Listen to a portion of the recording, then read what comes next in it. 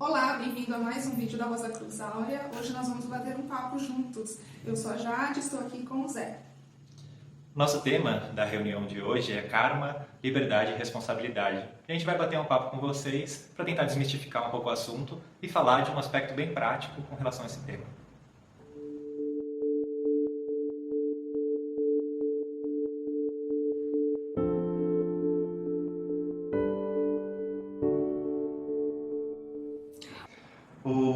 O karma, muitas vezes ele está ligado a um conceito de pagar pelos pecados, pagar pelo aquilo que a gente fez de mal, pagar por todos os nossos erros.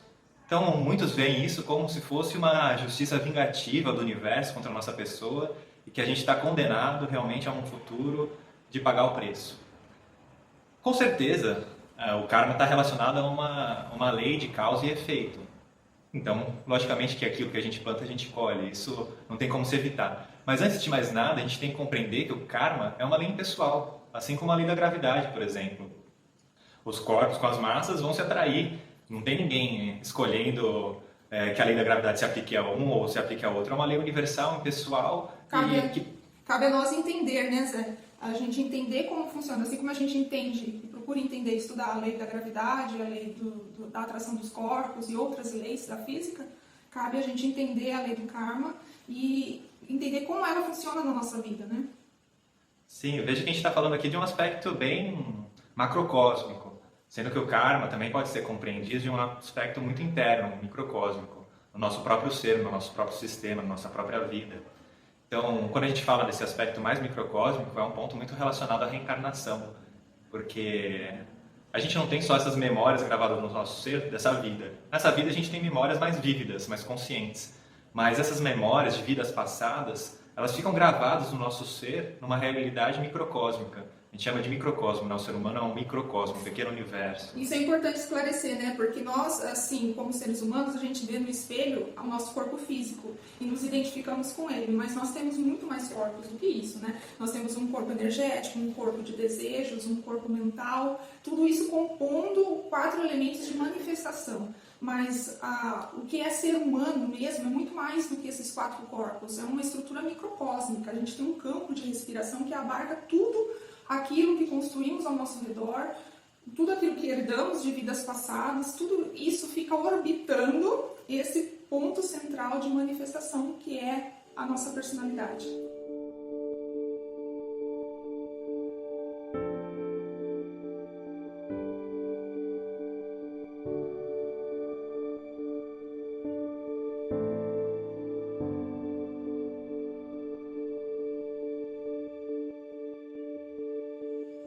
Isso, e no centro desse microcosmo, esse núcleo fundamental, é aquilo que nós chamamos de rosa do coração, simbolicamente, de átomo centenário do espírito, que todos aqueles que já acompanham nossas palestras sabem que elas sempre orbitam nesse ponto fundamental, de que antes de mais nada o ser humano provém de uma realidade espiritual e que tem uma semente de luz no seu ser, tem um foco espiritual que é a base de qualquer caminho de transformação da consciência, realmente que possa transcender um aspecto só de melhora, de treinamento, ou até mesmo de conseguir poderes, mas uma revolução realmente completa no nosso ser. E mesmo em semente, né, Zé, esse ponto é o que nos conecta, né? É o que nos une como seres manifestantes conscientes.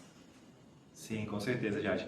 E nessa questão de reencarnação, voltando um pouquinho ao tema, nesse microcosmo ficam gravadas diversas experiências de reencarnações e reencarnações, sendo importante dizer que o que reencarna realmente é essa centelha espiritual, esse núcleo, com esse microcosmo, esse campo de forças, enquanto a nossa personalidade, com seus corpos, essa consciência que está lúcida agora, ela vai se apagar também depois da morte, porque esses corpos eles dependem até mesmo desse corpo físico para se manter. E assim, nesse ponto eu gosto de entender essa lei do karma fazendo uma correlação com conceitos de eletromagnetismo, né? Pensa assim no corpo astral que temos, né? O corpo astral é o nosso corpo de desejos e ele gera polaridades dentro do nosso sistema o tempo inteiro. Pelos nossos desejos, a gente cria ali tensões em nosso sistema. Pensa quando a gente está muito nervoso ou muito eufórico, não fica com tensões no corpo, não fica, né, tenso e sentindo musculatura tensa e tal. Isso é só a pontinha do iceberg, porque o corpo astral ele gera tensões eletromagnéticas muito mais poderosas em nosso sistema. E essas tensões advêm das nossas inter-relações sociais, com o mundo, com os outros ao nosso redor. E isso tudo vai gerando tensões eletromagnéticas nesse microcosmo humano, né? É muito mais que o nosso corpo físico, um microcosmo humano. E a resultante disso tudo, como se estivéssemos somando vetores de força, né? A resultante disso tudo vai coincidir num karma que vai se manifestar em determinado momento, quando esse karma estiver maduro, ou quando encontrar uma manifestação pronta para ele vir à tona, né? Então, eu gosto de fazer essa correlação pensando no eletromagnetismo. A gente cria tensões, correntes eletromagnéticas no nosso sistema que buscam uma forma de escape, de manifestação. E isso vem à tona no momento oportuno. Aí a gente pode compreender essas tensões como questões profundas que estão na alma do ser humano gravadas, como tensões que precisam ser compreendidas de uma certa forma. E essas tensões, elas se manifestam em nós porque elas também, de certa forma, nós somos o próprio resultado delas. Então, a gente fala, nossa, como as questões na minha vida se repetem, como eu sou vítima das situações, como toda vez que eu saio na rua eu tenho uma briga porque eu encontro uma pessoa chata. Mas será que não somos nós que temos uma questão, por exemplo, uma tensão de um nervosismo profundo, de uma falta de compreensão com as outras pessoas, e isso faz com que as situações se repitam inúmeras vezes de forma igual? E a gente nem que tem consciência disso, né? Só é influenciado, só manifesta isso sem nem perceber, porque não temos um menor nível de autoconhecimento por vezes, ou o nosso nível de autoconhecimento não chegou tão fundo assim. Então a gente só reage, né? Achando que está tomando alguma decisão e culpando o destino ou qualquer força sobrenatural pelas desventuras que acontecem na nossa vida, né?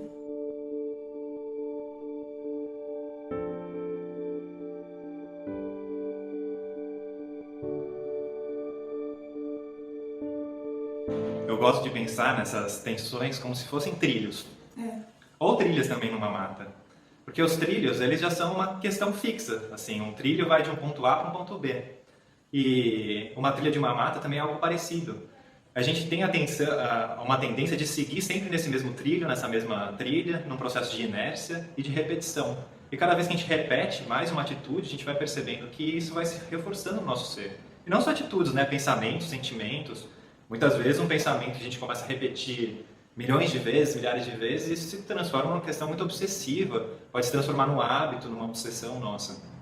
Então são tensões profundas que vão se gravando. E esses trilhos, na verdade, a gente percebe como é difícil criar uma trilha nova numa mata. Como é fácil seguir numa trilha que já está feita, está pavimentada. Basta pensar em aprender algo completamente novo, né? É tão difícil. Sim, então a gente tem essa tendência de sempre seguir os mesmos caminhos. E quebrar o karma é criar uma consciência de perceber como a gente está preso a um sistema de repetições. E perceber que há uma nova possibilidade de uma vida consciente, de um ser humano que tem os seus passos para trilhar de uma forma autônoma. Uma vez eu vi uma pergunta numa das palestras aqui da Rosa Cruz, que a pessoa colocava assim, eu não lembro exatamente o nome da pessoa, mas me marcou muito a questão, porque ela é muito pertinente. A pessoa perguntava assim, mas por que eu tenho que pagar pelas outras personalidades de outras vidas? O que eu tenho a ver com isso, né? Por que eu recebo esse karma e tenho que arcar com ele? Bom, nossa, que legal, porque vem muito a calhar com o que a gente está conversando agora, né? A gente não tem essa liberdade, porque nós recebemos essa herança microcósmica, essa herança do ser humano que habitamos. Porque nós, personalidades, eu aqui, estou falando com você, o Zé que está falando com vocês aqui também, nós dois aqui, já dizer, nós somos uma personalidade, assim como vocês. E a gente é instrumento da manifestação do microcosmo humano. Só que a gente está tão egocentricamente centrados, né, tão identificados com toda essa bagagem que herdamos, que a gente acha que é nós mesmos. Confunde com o que nós somos como instrumento, né, de manifestação. E nessa confusão toda, a gente se coloca no centro da manifestação, da percepção, e mede tudo e todos, o mundo inteiro e todos ao nosso redor, com base nesse ponto focal, que é nós mesmos, nosso ego.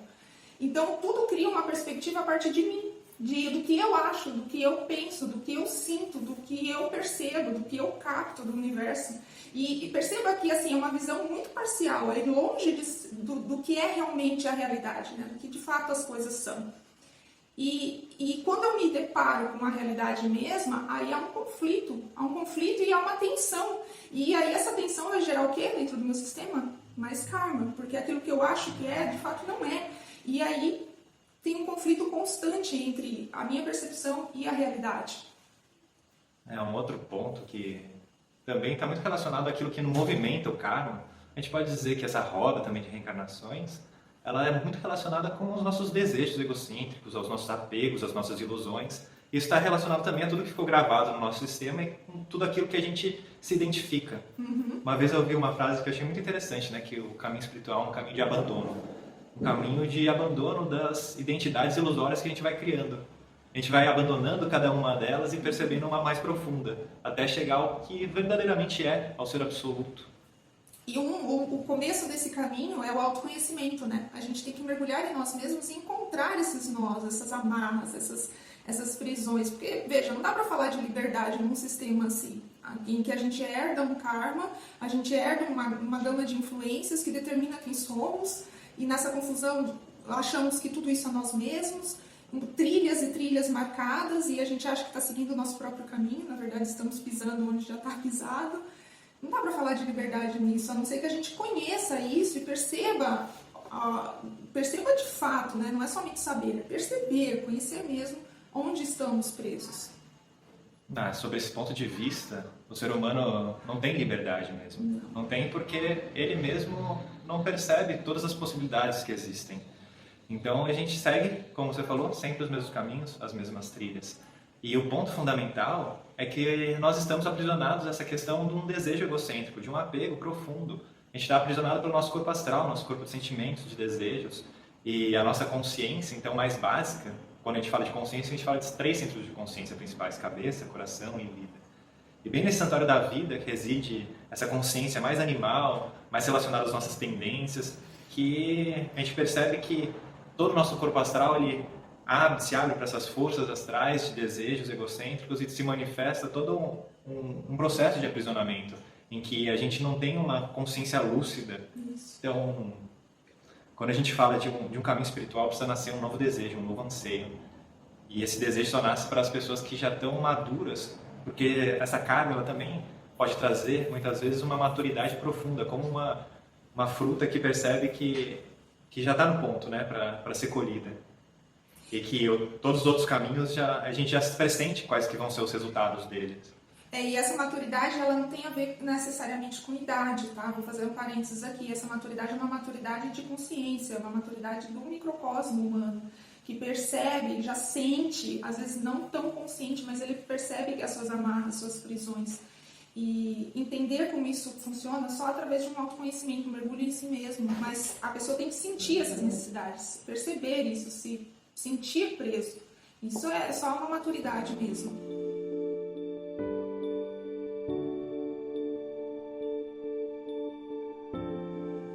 Tem uma frase do Buda também que ele dizia que o ser humano é como um macaco preso numa árvore. Ele vai pulando de galho em galho sem nunca encontrar fruta. Ele diz que o ser humano é vítima do desejo, assim como o macaco procura a fruta, o ser humano é vítima do desejo e percorre de vida em vida sem nunca encontrar paz. Então, essa questão do desejo é algo fundamental para ser transformado. Porque o desejo, ele aponta a perspectiva da nossa vida. O que é fundamental? Aquilo que a gente busca. Qual que é o sentido da nossa vida? O que faz a gente acordar? O que faz a gente correr atrás? Se são sempre as mesmas questões, né? De ficar mais rico, ter... E olha que isso não tem problema nenhum. Não tem problema ter um bom emprego, ter uma família estruturada, ter prazer. Nada disso é um problema. A questão é perspectiva. Qual que é a questão fundamental da sua vida? Quem busca um caminho espiritual percebe que tem uma nova perspectiva, um novo objetivo. Nasce um anseio completamente diferente. Nossa, Zé, essa imagem é muito legal da perspectiva, né? Porque, assim, se você pegar um desenho e traçar, os arquitetos sabem bem disso. Você pega um desenho, traça um ponto focal e traça linhas de perspectiva, você tem uma visão de uma sala, de um ambiente. Mas se você mudar esse ponto focal para outro, é outro ambiente, é outra sala, é uma outra visão. E aqui é mais ou menos esse exercício mesmo, você tirar o seu ponto focal da sua vida de um ego totalmente voltado para a autopreservação, para uma outra consciência, uma outra realidade completamente una ao todo. E esse ponto focal já existe dentro de nós, né? Ele já está lá, influenciando o nosso sistema, impulsionando o nosso sistema a buscar algo além de nós mesmos. Por enquanto, estamos presos, o nosso ponto focal está no nosso ego, então a gente só vê tudo e mede tudo a partir de nosso egoísmo, né? E mudando esse ponto focal, a gente pode ter uma outra percepção da realidade, do mundo, das pessoas e também do nosso karma, de todas as tensões eletromagnéticas do nosso sistema. É uma outra visão. Essa perspectiva, como você falou, do karma como uma realidade punitiva, é de um eu que está tentando ir contra a corrente e percebe toda a água vindo contra ela como se fosse punição. Uma punição. Exatamente. Mas a gente percebe que não é isso. A gente está tentando ir contra a corrente, a gente está com uma consciência egocêntrica lutando contra uma realidade da unidade, em que tudo está conectado. Onde não tem certo e errado, não tem bom e ruim, agradável e desagradável, né? Isso são todos rótulos que a gente coloca com base no que a gente acha que é certo e que é errado, né? Com base em nós mesmos. Agora, tira nós dessa equação, coloca o todo, o uno. Então não tem nada de errado, não tem nada de ruim. Na verdade, são lei contra lei, é atrito ou não, né?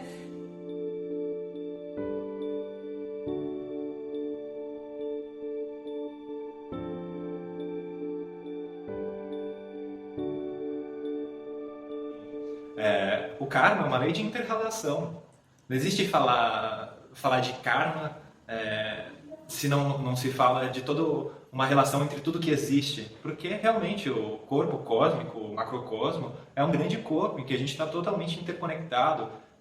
E por isso que esse estado de consciência do egoísmo, do egocentrismo, é uma ilusão profunda, que não se fundamenta em nada.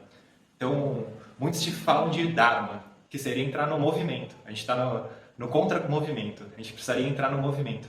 Então veja que o Dharma também não é simplesmente fazer o bem, porque o bem e o mal são questões morais. A gente está falando de leis universais. Muitas vezes a gente confunde as leis que a gente cria, né, leis morais de bem e mal, com as leis universais. Elas não têm nada a ver, não tem relação entre si. Então a gente tem que entrar no Dharma, nesse movimento. Um conceito, uma descrição de Dharma que eu ouvi que eu achei interessante, é realmente caminhar para essa realidade espiritual. É isso, Dharma, esse caminho de se reconectar com tudo. Na verdade, a gente não consegue nem se desligar, mas a nossa consciência, ela se acha desligada, desconectada do todo. Mas a gente perceber novamente a realidade, a verdade do todo. Olha que interessante, você falou uma coisa muito bacana aqui. A gente não está desconectado do todo, mas a gente se percebe desconectado do todo. Porque a gente se coloca no centro do universo que criamos para nós mesmos. Mas estamos, em realidade, conectados. E percebemos essa conexão, às vezes de uma forma negativa, às vezes de uma forma positiva, dependendo do que a gente acha que é bom ou ruim para nós, né? E aí começa todo o conflito. Exato. Todas as tensões e toda a geração de karma dentro do nosso sistema. Porque a gente começa a classificar tudo como bom e mal, ter concepções antagônicas sobre o mundo, e achar que as concepções dos outros são ruins. E percebe que esse karma, ele extrapola nós mesmos, o nosso microcosmo humano, porque estamos conectados uns com os outros. A gente faz parte de um único corpo macrocósmico muito maior do que conseguimos conceber. Então é natural que o karma de um esteja ligado ao karma de outros, né? Então, só a gente não consegue perceber, não conseguimos vislumbrar isso. Em primeira parte, porque estamos nos apartando, nós estamos nos isolando do todo. E outra parte é que a nossa consciência, ela, além de ver somente a si mesma, ela está imatura, ela precisa amadurecer como espécie, como um ser humano mesmo. E para isso há um caminho, há um trabalho que devemos desenvolver, para isso que nós fomos criados, para isso que viemos à manifestação, ganhamos corpo, ganhamos instrumentos de manifestação. É para que esse aparato da consciência se desenvolva a ponto de conceber o todo não só ao nosso redor, mas em nós mesmos. Manifestar esse princípio da supraconsciência em nós. Manifestá-lo plenamente, não apenas como uma influência sutil que nos impulsiona a buscar um caminho espiritual, mas sermos uma vida espiritual plena, né?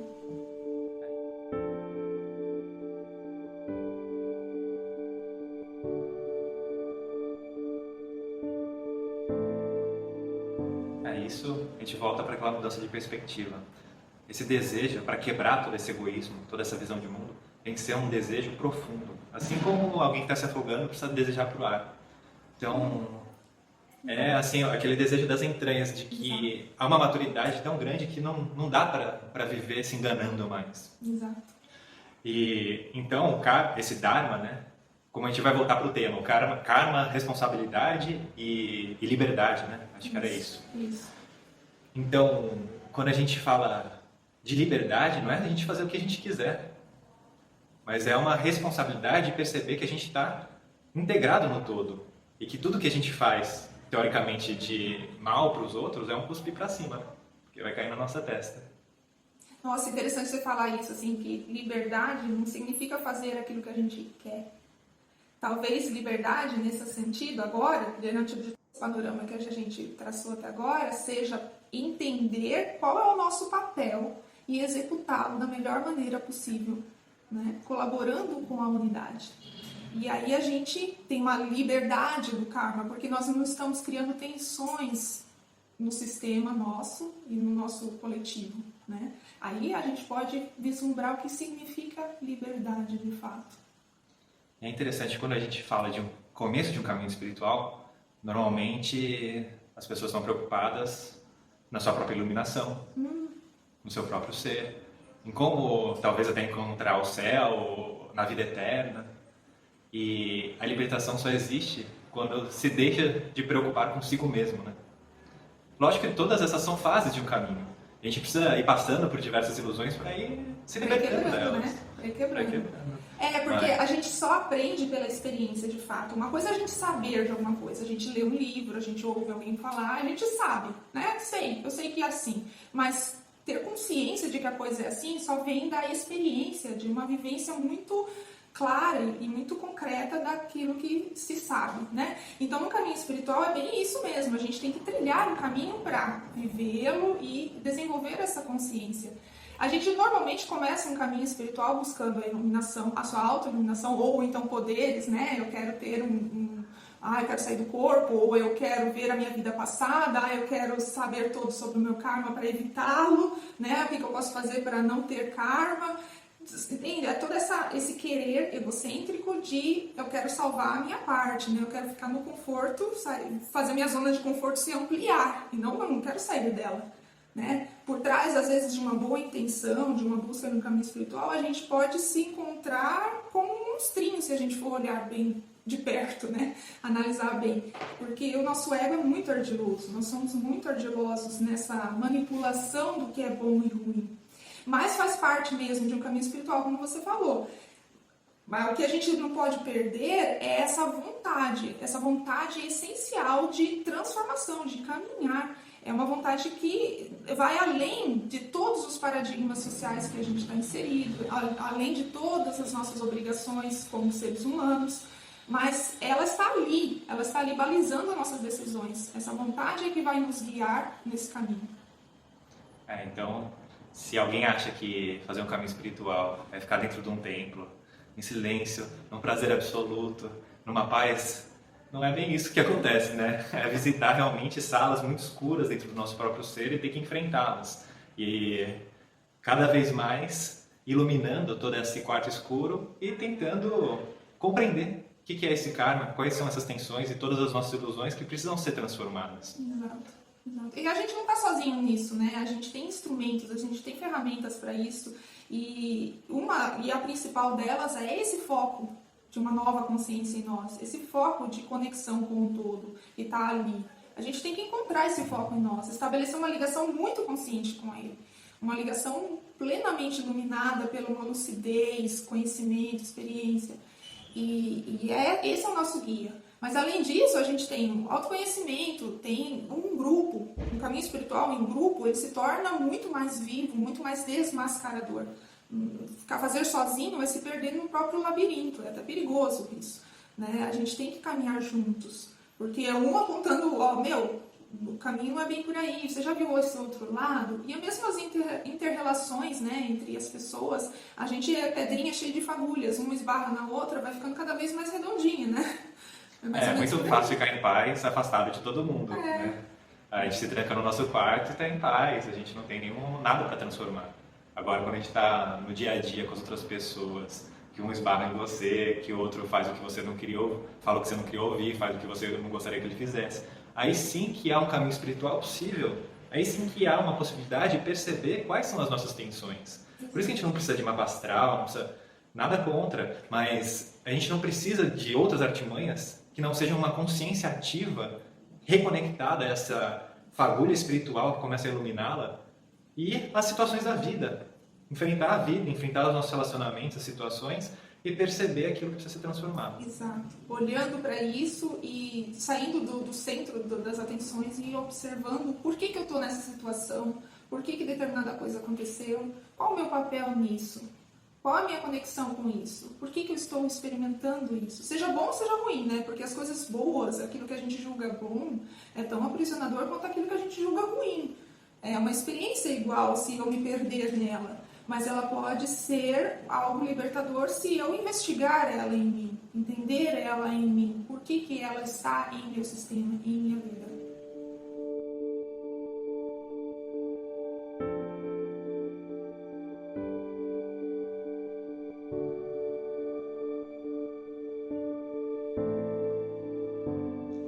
Bom, tem um conceito, acho que eu vou mudar um pouquinho o assunto, né?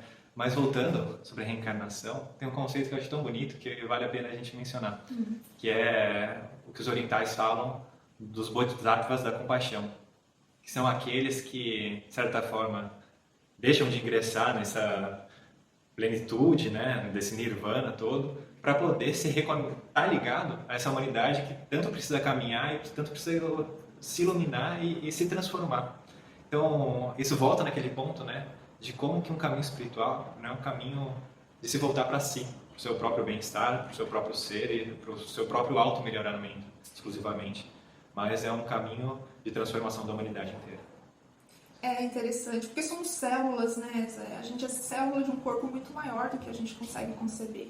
Fazendo uma analogia com o nosso próprio corpo, é como se fôssemos uma célula da pele, ou uma célula do estômago, uma célula capilar. A gente está ali desempenhando um papel, mas a gente não tem noção do corpo inteiro. O corpo inteiro ele manifesta uma consciência muito maior do que a de uma célula. E nós, cada um de nós aqui, é uma célula de um corpo humano muito maior. E agora a gente pode ficar centrado no nosso mundinho celular ali e medindo, o mundo é como eu vejo. Ou a gente pode tentar conceber nosso papel nesse corpo, conceber o que ele significa para a manifestação dessa consciência maior do que eu. Qual é o meu papel como consciência nesse tudo? Legal isso. Sim.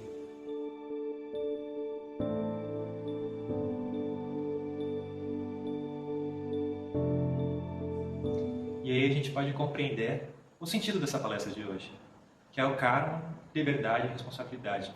Liberdade porque a gente se liberta de todas essas trilhas emocionais, mentais, de experiências, desses caminhos que a gente sempre repete, e a gente ainda assim, a gente tem a responsabilidade de ser uma célula desse corpo vivo, universal, e uma célula responsável, que trabalha em prol do todo.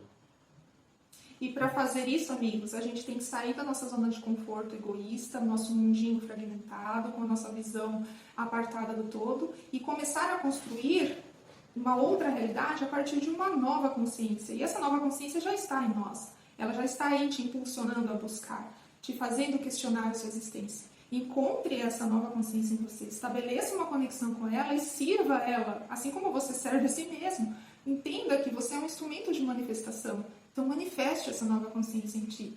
E estabeleça as mudanças que forem necessárias para isso, com muita consciência, com muita lucidez, com muita responsabilidade. E saibam que tem muitos outros nesse mundo que estão nesse mesmo caminho que vocês. Que nesse tempo que a gente está, assim, milhares, milhões de pessoas já sentem um grande impulso de consciência para uma transformação. E essa transformação é possível. E todas as possibilidades estão latentes no nosso próprio coração, no nosso próprio ser. Muito obrigado por... Jade, quer complementar?